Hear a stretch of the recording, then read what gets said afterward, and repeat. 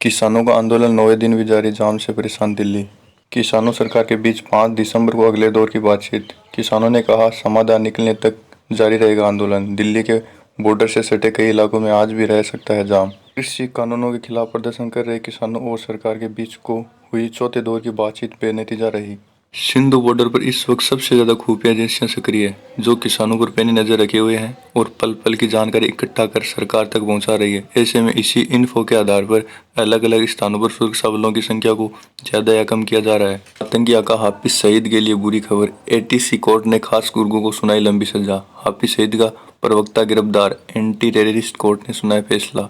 Terror funding में मामले में 15 साल कैद।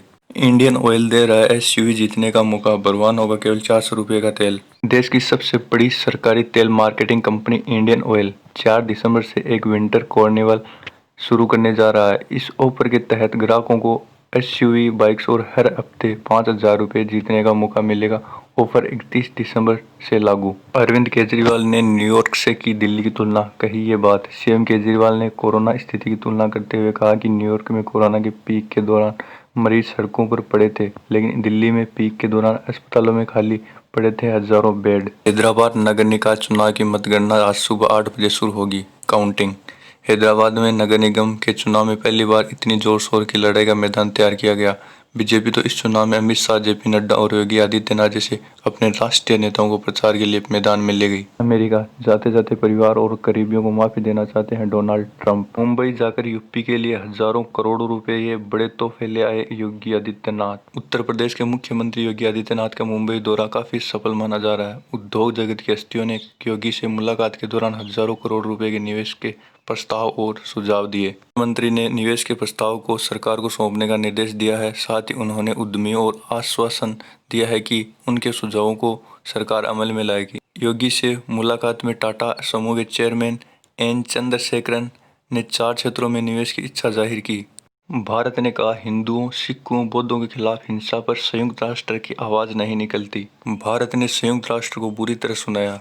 आशीष शर्मा ने कहा कि भारत इस बात से पूरी तरह सहमत है कि यहूदी, इस्लाम और ईसाई विरोधी कृत्यों की निंदा करने की आवश्यकता है और देश भी इस प्रकार के कृत्यों की कड़ी निंदा करता है। पाकिस्तान के कब्जे वाले जम्मू कश्मीर को वापस पाने के लिए भारत प्रतिबद्ध।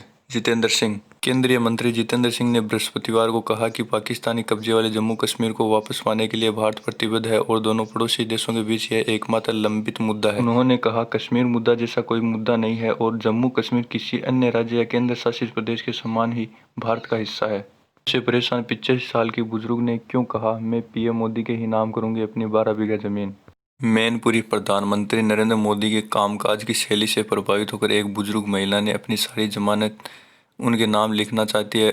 उत्तर प्रदेश के मैनपुरी जिले की रहने वाली 85 वर्षीय बिट्टन देवी देश के प्रधानमंत्री से काफी प्रभावित है। बताया जा रहा है कि बिट्टन के बच्चों ने अपनी बूढ़ी माँ से पल्ला झाड़ लिया था, जिसके बाद उनकी जिंदगी सरकारी योजना पर ही निर्भर होकर रह गई। यह वजह है कि वह अपनी कृषि योग्य करीब 12.5 बीघा जमीन पीएम मोदी के नाम करना चाहती है। कंगना रनौत पर लगा नफरत फैलाने का आरोप। बॉम्बे हाई कोर्ट में याचिका दायर। कंगना के खिलाफ दायर याचिका। कंगना ने कहा ट्वीट के अलावा भी है विकल्प। कंगना ने दिया टुकड़े टुकड़े गैंग को जवाब। अगर वीडियो पसंद आया तो लाइक करें एंड सब्सक्राइब करें। धन्यवाद।